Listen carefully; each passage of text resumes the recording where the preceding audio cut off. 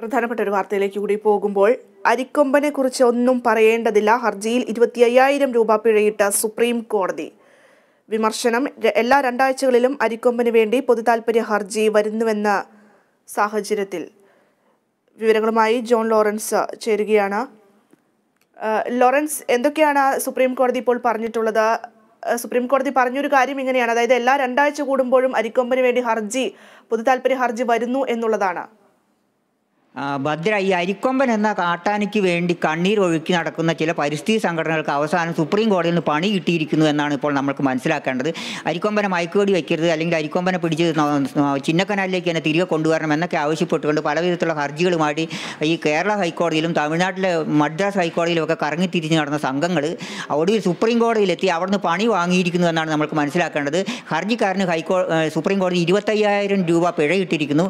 അത് മാത്രമല്ല, അരിക്കൊമ്പനെക്കുറിച്ച് മിണ്ടിപ്പോകരുത് എന്നും ഹർജിക്കാരന് താക്കീത് നൽകിയിരിക്കുന്നു. ആന കാട്ടിൽ എവിടെയുണ്ടെന്ന് നിങ്ങൾക്ക് എന്തിനറിയണം, നിങ്ങൾക്ക് ഇതിലൊക്കെ എന്താണ് കാര്യം എന്നുള്ള രീതിയിലുള്ള രൂക്ഷമായ വിമർശനവും ഇപ്പോൾ സുപ്രീം കോടതിയുടെ ബെഞ്ച് നടത്തിയിരിക്കുന്നു എന്നാണ് നമുക്ക് ഒടുവിൽ കിട്ടിയിരിക്കുന്ന വിവരം.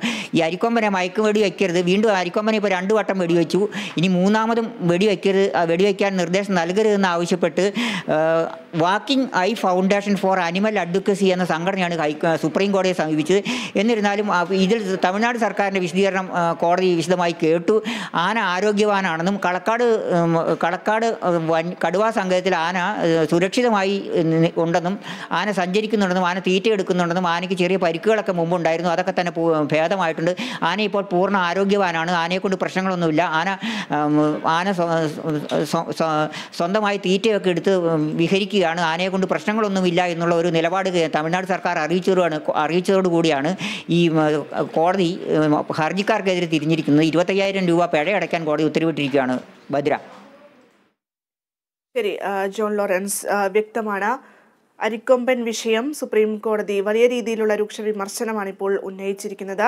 2 ആഴ്ച കൂടുമ്പോൾ അരിക്കൊമ്പന് വേണ്ടി പൊതുതാൽപര്യ ഹർജികൾ സമർപ്പിക്കുന്ന സാഹചര്യം കണക്കിലെടുത്തുകൊണ്ടാണ് 25,000 രൂപ ഇപ്പോൾ ഹർജിക്കാരന് പിഴയിട്ടിരിക്കുകയാണ് സുപ്രീം കോടതി.